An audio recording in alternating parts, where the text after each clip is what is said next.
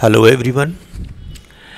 BA part first के second paper Indian political thinker के अंतर्गत आज हम राजा राम मोहन राय के पॉलिटिकल थॉट्स यानी कि राजनीतिक विचारकों के बारे में चर्चा करेंगे।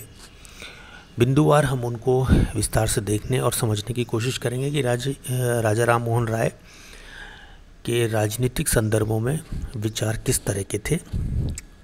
इससे पहले के वीडियो व्याख्यान में हमने राजा राम मोहन राय के एकेश्वरवाद की धारणा के ऊपर चर्चा की थी, जिसको आप देख सकते हैं। वीडियो हमने अपलोड किया हुआ है।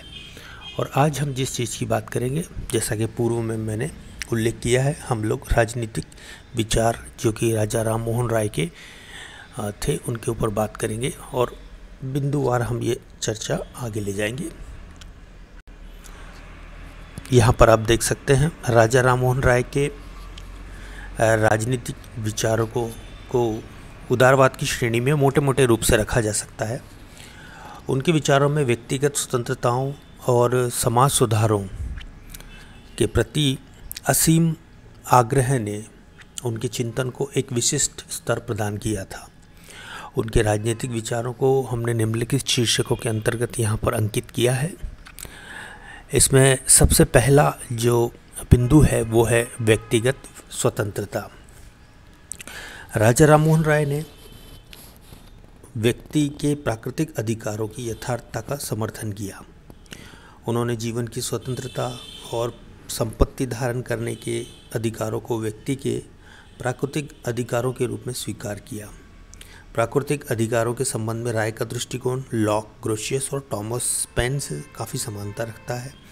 उनके व्यक्तिगत स्वतंत्रता की अवधारणा को पश्चिमी व्यक्तिवादी विचारकों के समकक्ष तो नहीं माना जा सकता, किंतु राय ने व्यक्तिगत स्वतंत्रता और मानव अधिकारों को भारतीय सामाजिक दशाओं के अनुरूप व्यवस्थित निश्चित रूप से करना चाहा था।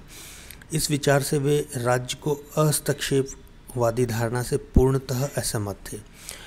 उनकी मान्यता थी कि राज्य को व्यक्ति के सामाजिक, आर्थिक और नैतिक उत्थान के लिए सक्रिय और प्रभावी प्रयास करने चाहिए। भारतीय सामाजिक व्यवस्था में व्याप्त कुरीतियों, अन्यायी परंपराओं और अंधविश्वासों को देखते हुए उन्होंने राज्य के द्वारा समाज सुधार, शैक्षणिक उन्नति आदि के लिए विधि निर्माण पर भी काफ़ी बल दिया था। राय ने व्यक्तिगत स्वतंत्रताओं में सामान्यतः राजकीय हस्तक्षेप को अनुचित माना। वे व्यक्ति के अधिकारों को समाज सापेक्ष मानकर राज्य को व्यक्ति के अधिकारों का सामाजिक उद्देश्यों से नियमन करने की शक्ति प्रदान करना चाहते थे। राय को फ्रांस की राज्य क्रांति के आदर्शों ने अत्यधिक प्रभावित किया था और व्यक्ति के अधिकारों के संदर्भ में उनके विचारों का मर्म फ्रांस की राज्य क्रांति के प्रेरक सूत्र स्वतंत्रता, समता और भ्रातृत्व में भलीभांति व्यक्त होता है।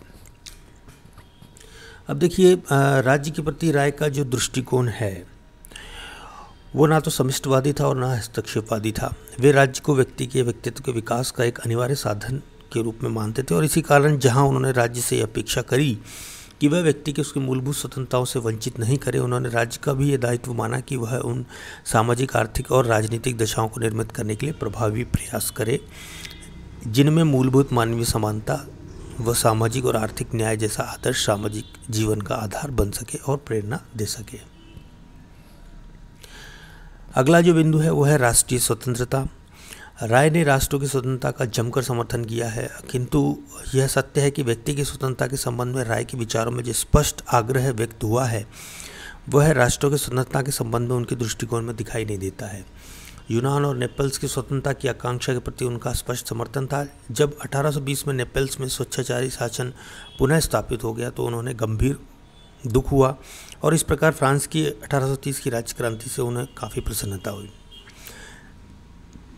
चार्ल्स दशम के शासन के उन्मूलन से वे अत्यंत संतुष्ट थे। कलकत्ता जनरल नामक पत्रिका के संपादक J.S. बकिंघम को एक पत्र लिखकर उन्होंने विश्वास व्यक्त किया कि एक समय ऐसा आएगा जब यूरोपीय राज्य और एशिया महाद्वीप के निवासी निश्चित रूप से स्वतंत्रता अर्जित कर लेंगे। राय ने कभी भी भारत के लिए पूर्ण स्वराज की मांग प्रस्तुत नहीं की। उनकी मान्यता थी कि अंग्रेज जाति का संपर्क भारतीय जनता के हितकारी था। राजनीतिक स्वतंत्रता, लोकतंत्र और न्याय के प्रति अंग्रेजों की निष्ठा में उनका गहरा विश्वास था।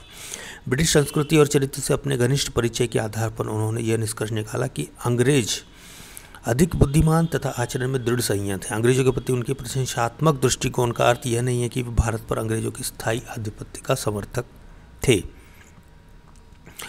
राय ब्रिटिश सत्ता के समर्थक होते हुए भी सरकार को निरंकुश शक्तियां प्रदान किए जाने के पक्ष में नहीं थे। उन्होंने गवर्नर जनरल को विधायी शक्तियां प्रदान करने का विरोध किया और उनका यह तर्क इस आग्रह को व्यक्त करता था कि कार्यपालिका संबंधी और विधायी शक्ति एक हाथ में केंद्रित नहीं होनी चाहिए। तो इस प्रकार हम देखते हैं कि शक्ति पृथक्करण के भी समर्थक हमें यहाँ पर दिखाई देते हैं।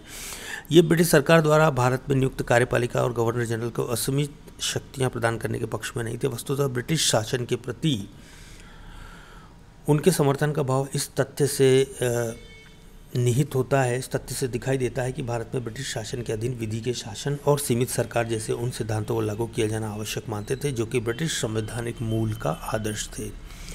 बात करेंगे अगले बिंदु की, प्रेस और अभिव्यक्ति की स्वतंत्रता, liberty of press and idea. Bharat में समाचार पत्रों की स्वतंत्रता के विचार का समर्थन करने व उसके लिए सक्रिय व प्रभावी प्रयास करने वाले व्यक्तियों में राजा राम मोहन राय का नाम अग्रणी है। 1823 में राय ने द्वारकानाथ ठाकुर, हरचंद घोष, गौरी शंकर बनर्जी, प्रसन्न कुमार टैगोर तथा चंद्र कुमार टैगोर के साथ मिलकर प्रेस की स्वतंत्रता के लिए सर्वोच्च न्यायालय में एक याचिका भेजी थी। हालांकि याचिका अस्वीकृत हो गई तथा इसके विरुद्ध ब्रिटिश सम्राट के समक्ष अपील भी की गई थी। उन्होंने सम्राट से यह अनुरोध किया था कि प्रेस की स्वतंत्रता से इस कारण आशंकित ना हो कि इससे भारत में ब्रिटिश शासन के प्रति विरोध का भाव विकसित होने में सहायता मिलेगी। उनका विश्वास था कि भारत में प्रेस की स्वतंत्रता से जनता के शासन के विरुद्ध होने वाली शिकायतों को व्यक्त करने का सुअवसर मिलेगा और स्थानीय अधिकारियों के व्यवहार से उत्पन्न होने वाली शिकायतों को सर्वोच्च सरकार के समक्ष प्रस्तुत करके उनका समाधान भी किया जा सकेगा। इस प्रकार उनकी ये मान्यता थी कि प्रेस की स्वतंत्रता नहीं अपितु प्रेस की स्वतंत्रता पर लगाए हुए प्रतिबंध क्रांतियों के मार्ग को प्रशस्त करते हैं। तो यहाँ पर एक नया विचार हमें यह देखने को मिलता है कि राजा राम मोहन राय प्रेस की स्वतंत्रता और अभिव्यक्ति की आज़ादी के समर्थक थे और उससे एक तरीके से क्रांति को शमन करने वाले एक साधन के रूप में स्वीकार करते थे। अगला जो बिंदु है वो है न्यायिक सुधार। राय भारत में न्यायिक व्यवस्था में सुधारों के प्रति काफ़ी सजग थे। वे न्यायिक व्यवस्था को एक ऐसा स्वरूप प्रदान करना चाहते थे कि आम जनता को सुविधापूर्ण और शीघ्र न्याय मिल सके। वे न्यायपालिका और कार्यपालिका के पृथक्करण के समर्थक थे। न्यायिक व्यवस्था को भारत की जनता की आवश्यकताओं के अनुरूप ढालने के लिए उन्होंने ये उचित माना कि विधि संहिता का निर्माण भारतीय सामाजिक और आर्थिक संदर्भ को ध्यान में रखकर किया जाना चाहिए। जब 1833 में ब्रिटिश संसद चार्टर अधिनियम पर विचार कर रही थी तब वे हाउस ऑफ कॉमन्स की प्रवर समिति के समक्ष उपस्थित हुए तथा भारत में न्यायिक व्यवस्था में सुधार की आवश्यकता को उन्होंने प्रतिपादित किया था। राय के भारत में न्याय सुधारों के प्रति दो दृष्टिकोण काफ़ी महत्वपूर्ण हैं।